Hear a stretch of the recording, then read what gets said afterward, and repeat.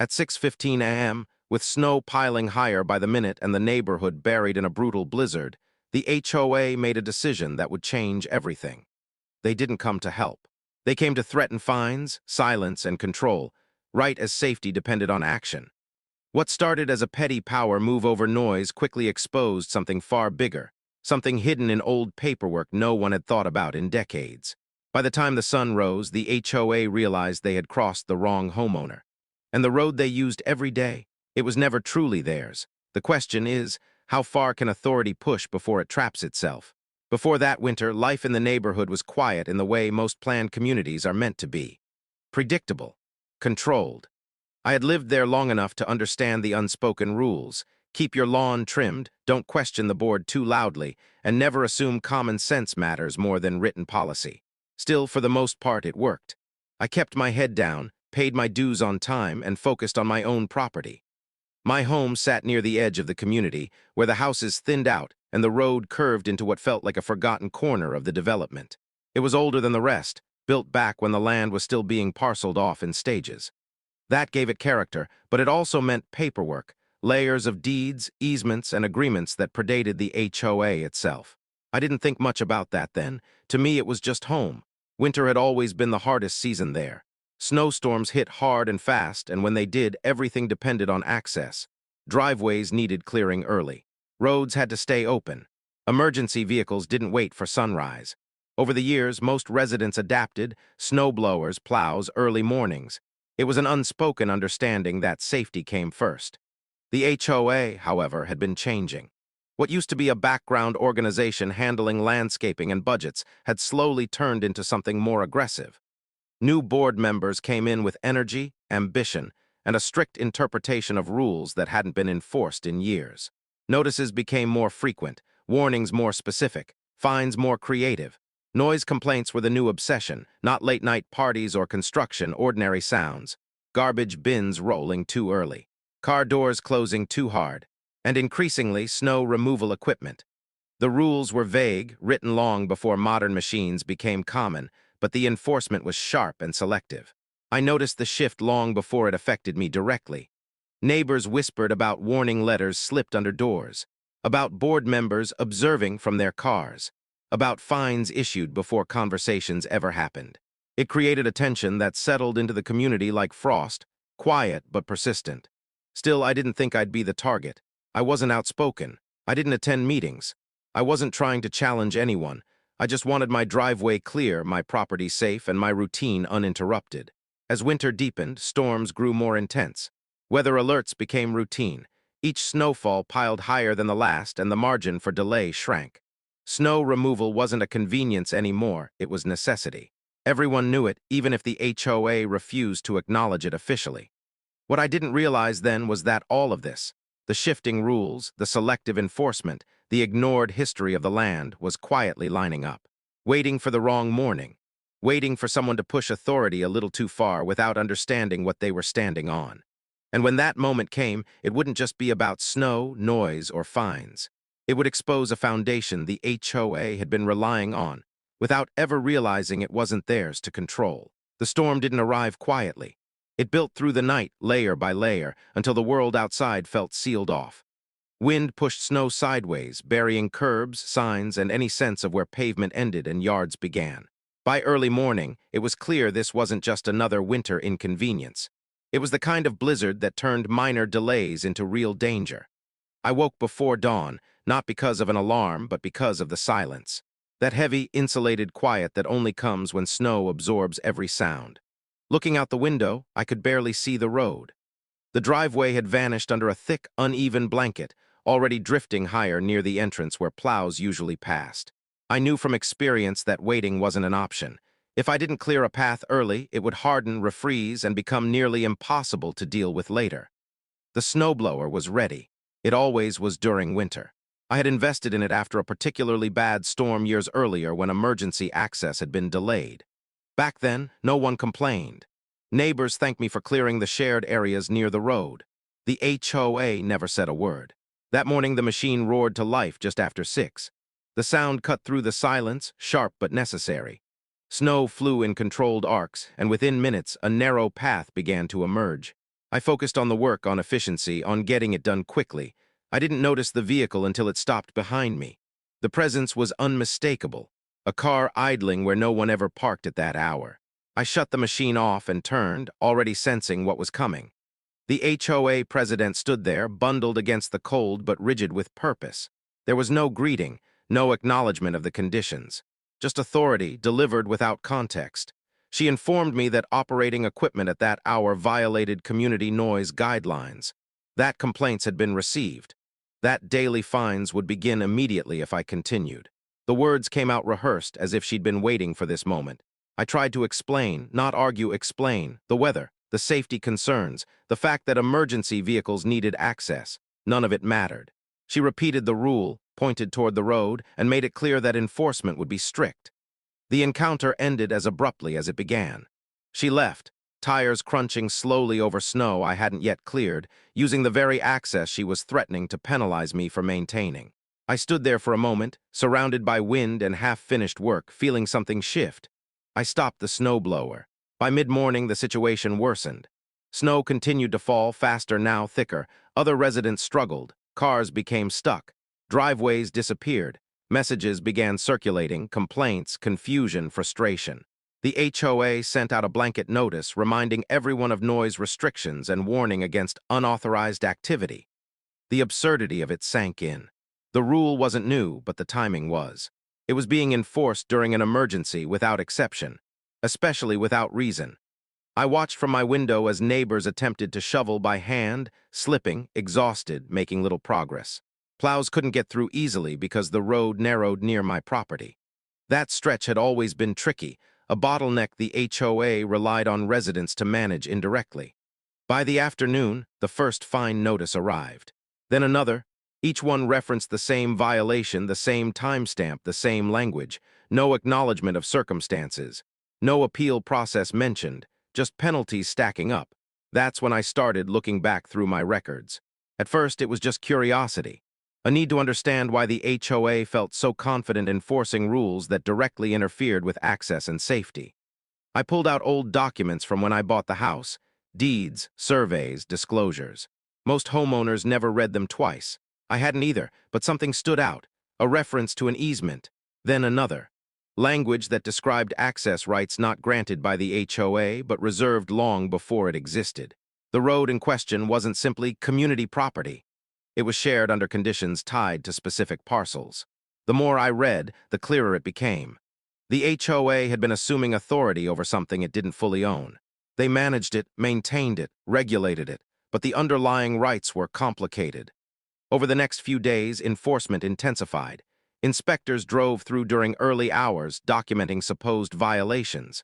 Notices appeared on doors. Emails went unanswered. When responses came, they were vague and dismissive, citing policy without addressing the reality on the ground. Meanwhile, access became worse. Emergency services struggled to navigate the area.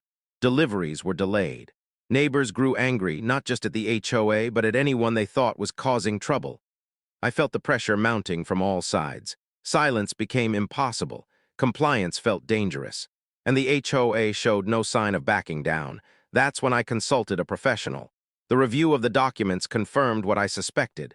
The easement existed, but it wasn't unconditional. It depended on reasonable use, maintenance, access, safety.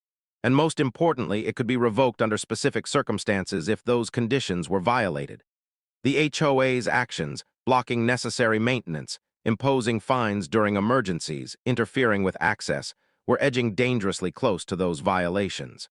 I didn't act immediately. I watched. I documented every notice, every email, every incident where access was hindered or safety compromised. The storm had exposed more than snow, it had revealed a pattern. Then came the meeting notice. An emergency HOA session was scheduled to address community concerns. Attendance was mandatory. The tone was defensive, accusatory. It was clear they believed control was slipping, and they intended to tighten their grip. What they didn't realize was that every step they took to assert authority was pushing them closer to a boundary they didn't understand. By the time the next storm warning appeared on the forecast, I had everything I needed. The records, the timelines, the proof. The HOA was preparing to escalate enforcement, so was I. And when the snow started falling again, the real conflict wasn't about noise, fines, or rules anymore. It was about who actually had the right to decide what happened next, and what would happen when that right was challenged. The second storm arrived faster than anyone expected. By late afternoon, the sky darkened with the same heavy promise as before, and the forecast shifted from manageable snowfall to dangerous conditions. This time, there was no confusion. Everyone knew what was coming, and everyone knew the HOA planned to enforce the rules exactly as they had before. The notices went out early, a reminder about noise restrictions, a warning about fines, language carefully written to sound neutral but sharp enough to intimidate. The message was clear: compliance would be enforced regardless of circumstances. By evening, snow had already begun to accumulate. Cars lined the street, half buried. The road narrowed again, funneling all traffic through the same stretch near my property. The same stretch the HOA president had used to confront me days earlier. The same stretch they assumed they controlled. I waited. When morning came, the storm was worse than the last. Snowdrifts rose chest-high in places, sculpted by wind into hard, uneven walls. Visibility dropped. Sirens echoed faintly in the distance, moving slowly, carefully.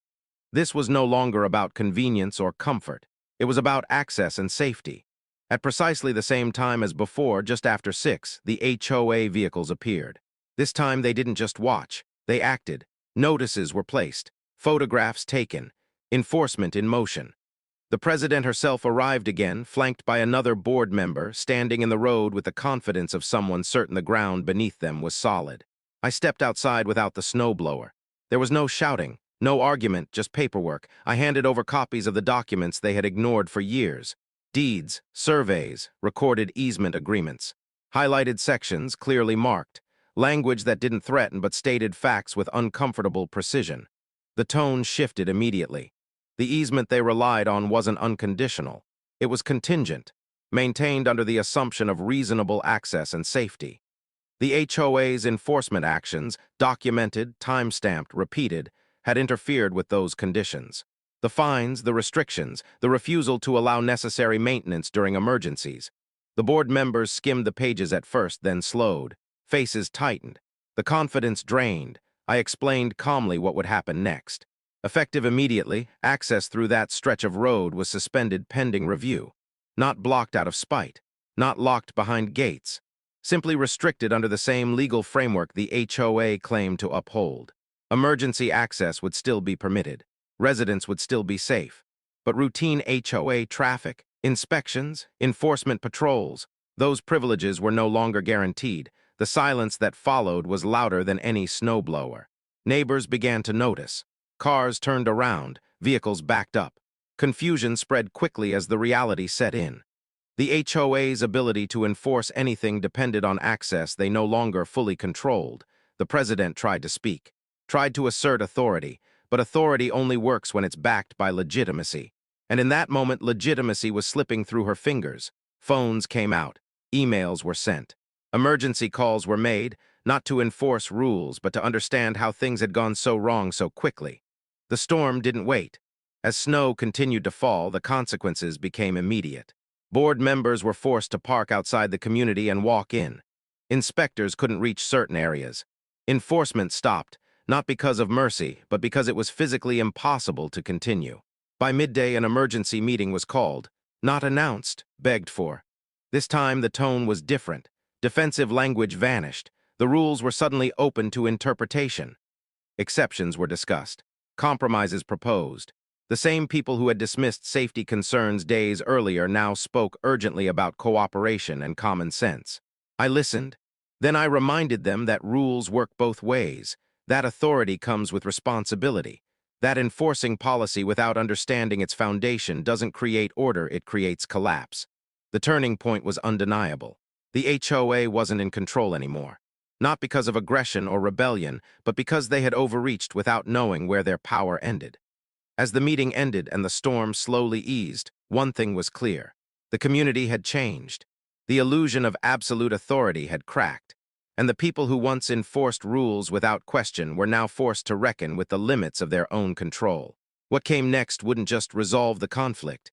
It would redefine how power worked in that neighborhood forever. When the storm finally loosened its grip, the neighborhood didn't return to normal. Snow melted slowly, but the tension lingered. What had been exposed over those weeks couldn't be buried again, not by fresh powder, not by polite emails, and not by quiet compliance. The community had seen something it couldn't unsee. The HOA's authority had limits, and those limits mattered. The first visible change came quickly. Fines stopped arriving. Notices softened in tone, stripped of threats and absolute language. The rigid certainty that once defined every communication was replaced with careful wording and cautious pauses. Enforcement vehicles stopped making early morning rounds. Inspections were postponed, then quietly canceled. The rules hadn't changed on paper, but the way they were applied had shifted dramatically. Behind the scenes, things moved faster. Legal reviews were ordered. Records were re-examined. Documents that had gathered dust for decades were suddenly treated as urgent reading. The HOA discovered what happens when power is exercised without understanding its foundation. The easement issue wasn't an isolated technicality. It was a crack that ran through the entire structure of how the community had been governed. Meetings became frequent, not the performative kind with scripted agendas and predetermined outcomes, but long, uncomfortable sessions focused on damage control. Advisors were brought in, policies were scrutinized, risk assessments replaced confidence. The board realized that one wrong move, one more display of inflexible authority, could expose them to consequences far beyond embarrassment. For the residents, the impact was immediate and deeply personal. When the storm finally loosened its grip, the neighborhood didn't return to normal. Snow melted slowly, but the tension lingered. What had been exposed over those weeks couldn't be buried again, not by fresh powder, not by polite emails, and not by quiet compliance. The community had seen something it couldn't unsee. The HOA's authority had limits, and those limits mattered. The first visible change came quickly. Fines stopped arriving. Notices softened in tone, stripped of threats and absolute language. The rigid certainty that once defined every communication was replaced with careful wording and cautious pauses. Enforcement vehicles stopped making early morning rounds. Inspections were postponed, then quietly canceled. The rules hadn't changed on paper, but the way they were applied had shifted dramatically. Behind the scenes, things moved faster. Legal reviews were ordered. Records were re-examined. Documents that had gathered dust for decades were suddenly treated as urgent reading. The HOA discovered what happens when power is exercised without understanding its foundation. The easement issue wasn't an isolated technicality. It was a crack that ran through the entire structure of how the community had been governed. Meetings became frequent, not the performative kind with scripted agendas and predetermined outcomes, but long, uncomfortable sessions focused on damage control. Advisors were brought in, policies were scrutinized, risk assessments replaced confidence. The board realized that one wrong move, one more display of inflexible authority, could expose them to consequences far beyond embarrassment.